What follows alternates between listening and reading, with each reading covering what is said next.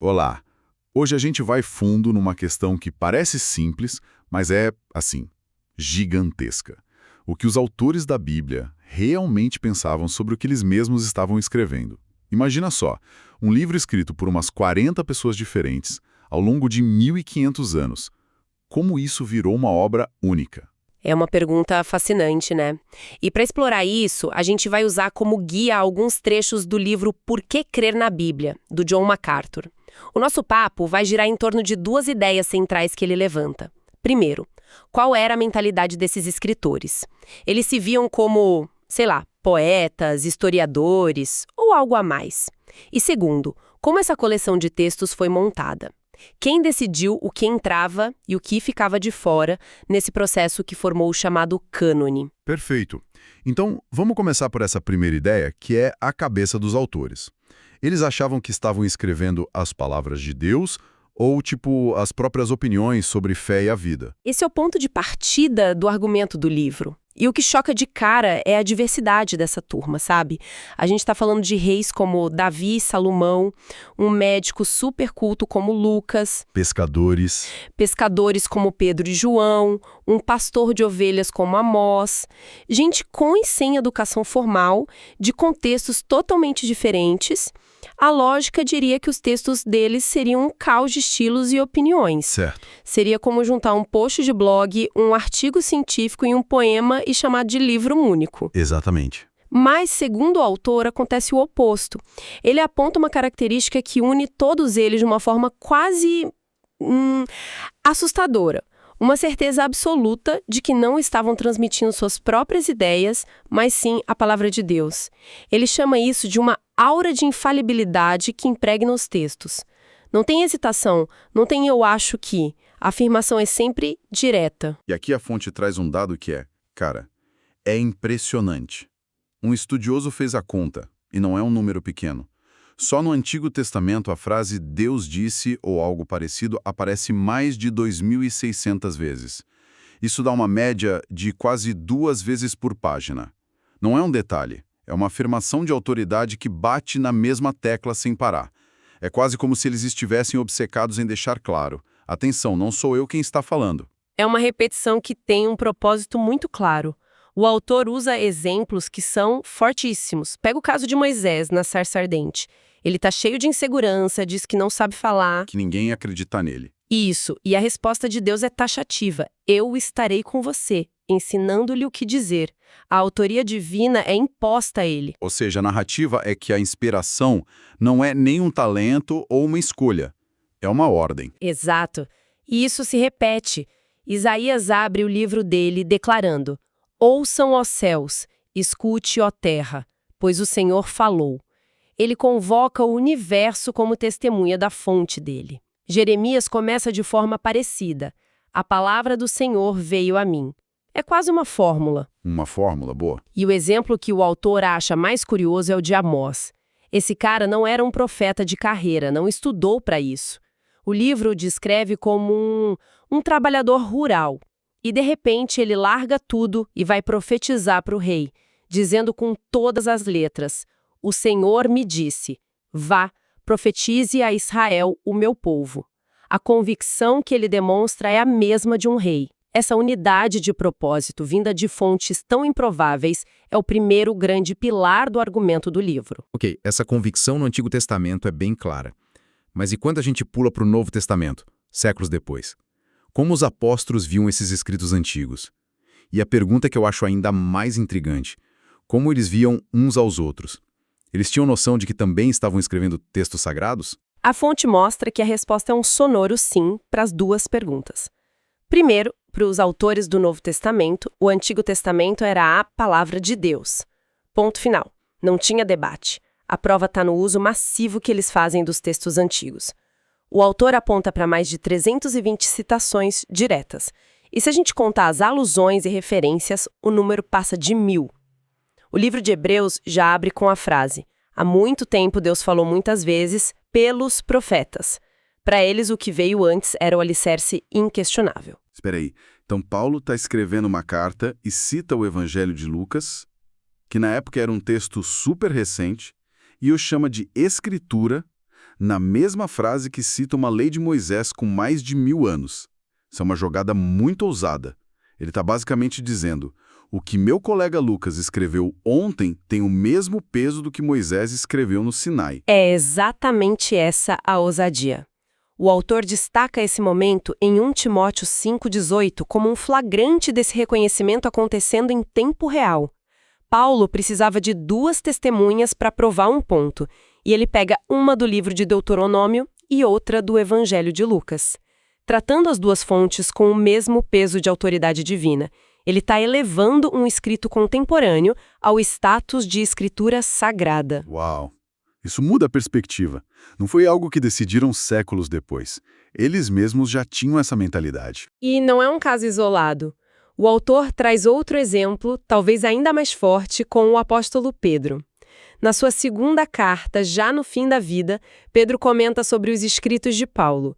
Ele primeiro admite que há alguns pontos difíceis de entender nas cartas do colega. O que é um alívio para qualquer um que já tentou ler Romanos. Exatamente.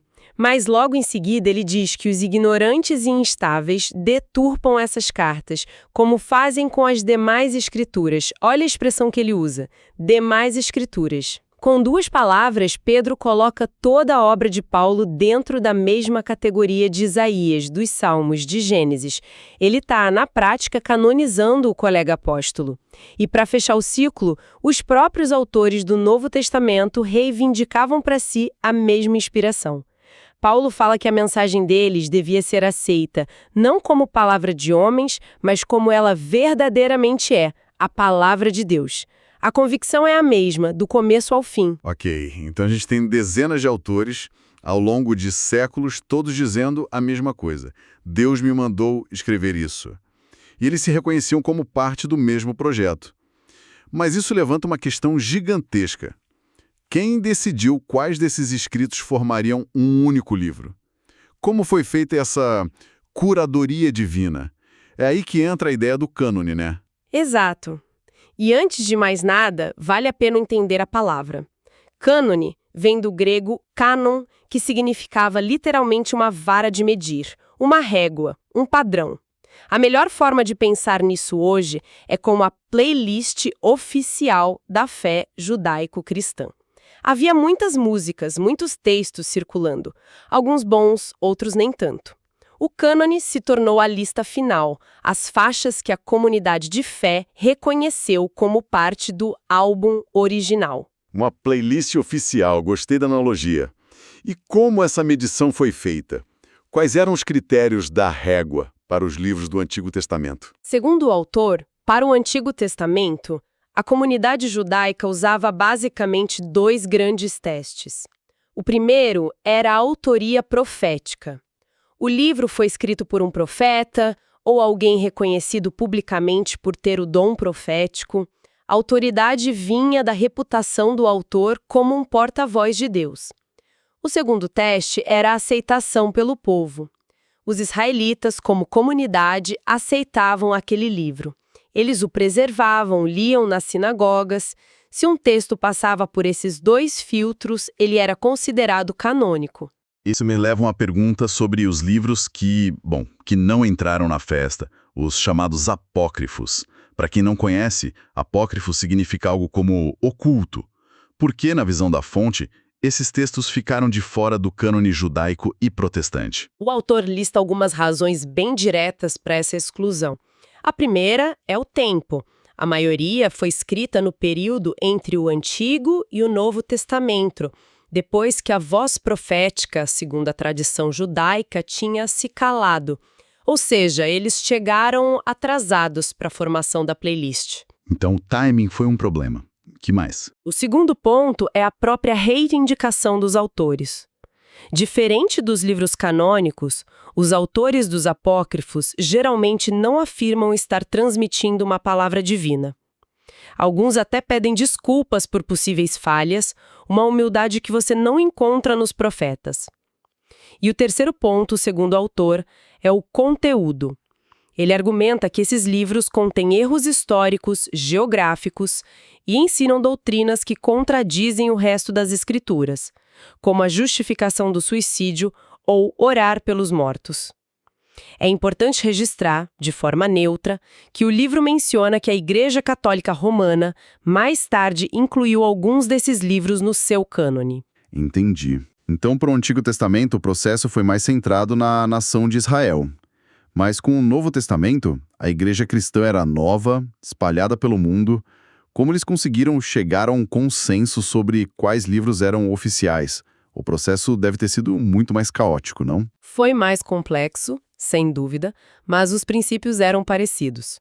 O autor descreve 4 testes principais que as primeiras igrejas de forma orgânica aplicavam. O primeiro, e o mais pesado de todos, era a autoria apostólica. O livro foi escrito por um apóstolo, uma testemunha ocular de Jesus, ou por alguém muito próximo a um apóstolo. Marcos, por exemplo, não era um dos 12, mas era considerado um intérprete de Pedro. Lucas era o companheiro de viagem de Paulo. Essa conexão direta com a fonte era o selo de autenticidade. Era como verificar a procedência, a ligação direta com o evento original. Exatamente. O segundo teste era o conteúdo. A doutrina do livro estava em harmonia com o que os apóstolos já ensinavam oralmente. Isso funcionava como um filtro teológico. Se um evangelho aparecesse dizendo algo totalmente contrário ao que Pedro ou Paulo pregavam, era descartado. O terceiro teste era a aceitação pela igreja em geral. O livro era lido e usado pelas comunidades de Jerusalém a Roma, de Éfeso a Alexandria. E o quarto teste? Era o reconhecimento histórico. As gerações seguintes de líderes da igreja, os chamados pais da igreja, continuaram a citar e a usar esses livros como autoridade. Esse teste de tempo confirmava a validade dos escritos. E aqui vem um ponto que o autor considera crucial. Ele argumenta que o cânone não foi criado ou imposto por um concílio. A visão dele é que o cânone foi descoberto.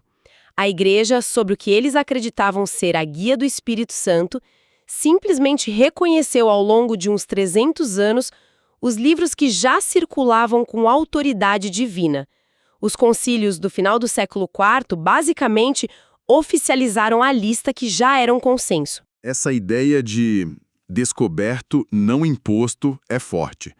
É como se a igreja não tivesse criado a playlist, mas apenas reconhecido qual era a playlist que o artista original já tinha montado. Isso nos leva à parte final da discussão. Se, como o autor diz, essa playlist está fechada, o que a fonte fala sobre as tentativas de adicionar novas revelações ou faixas bônus à Bíblia. O que é fascinante aqui é o argumento do autor sobre as consequências disso.